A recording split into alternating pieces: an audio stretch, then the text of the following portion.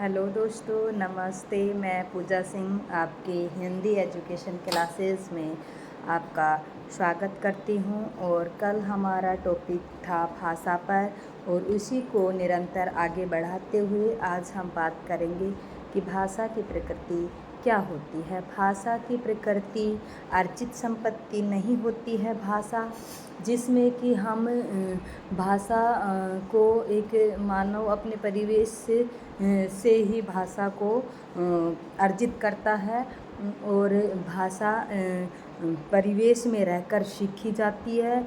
और इसके बारे में कल मैंने बताया था कि जैसे ही आप एक बिना भाषा वाले स्थान पर जाएंगे तो बच्चा भाषा सीख नहीं पाएगा, और भाषा हमेशा अर्जित संपत्ति के रूप में हमें प्राप्त होती है, ना कि यह पैतृक है या हमें जन्मजात मिलती है। और दूसरा है कि भाषा पैतृक संपत्ति नहीं है। भाषा संतान को माता पिता से नहीं मिलती।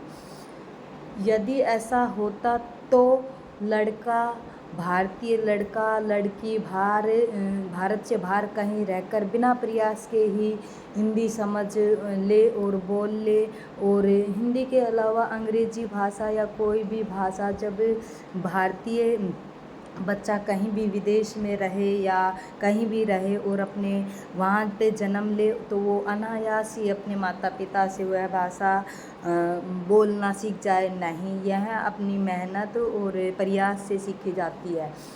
भाषा सामाजिक वस्तु है। भाषा सामाजिक वस्तु इसलिए बताई गई है कि भाषा समाज में रहकर सीखी जाती है, और भाषा मानव को समाज में रहकर सामाजिक देन मानी गई है, और भाषा समाज से ही सीखी जाती है। और समाज विशेष का भाषा में बड़ा योगदान रहता है, और भाषा सभ्यता की चितेरी है। क्योंकि भाषा से हमारी सभ्यता, संस्कृति और व्यवहार का पता चलता है। जिस भाषा में हम बोलचाल करते हैं, बात करते हैं, तो हमारी भाषा से हमारी संस्कृति और सभ्यता झलकती है कि ये उस सभ्यता का है, ये उस संस्कृति से है। और जो भाषा है वो समाज का साधन है। यानी कि जो बेन जॉनसन है वो कहते हैं कि भाषा समाज का साधन मात्र है। जिस प्रकार प्रमुख साधनों होते हैं उसमें से जो साधन है वो भाषा को माना गया है।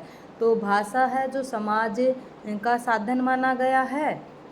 जैसे कि समाज में रहकर अपनी आवश्यकताओं की पूर्ति करते हैं, और अपनी आवश्यकताओं की पूर्ति करने के लिए हमें भाषा की आवश्यकता होती है।